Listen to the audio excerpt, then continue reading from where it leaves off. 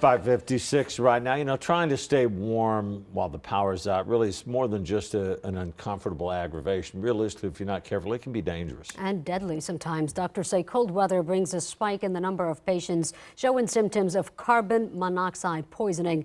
Audrey joining us right now with more on the dangers of this so-called silent killer. Absolutely. Carbon monoxide poisoning is a serious danger. With so many people trying to find ways to stay warm, doctors are urging people to do it safely. Carbon monoxide is an odorless, colorless gas that is poisonous to breathe in.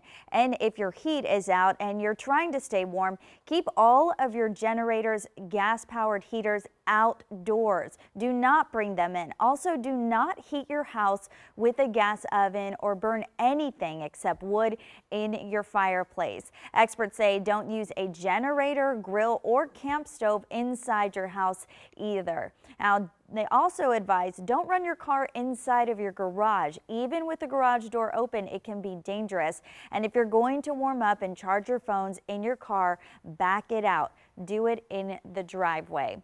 As for those symptoms, headaches, nausea, excessive daytime sleeping, fatigue, and lethargy are all warning signs of carbon monoxide poisoning.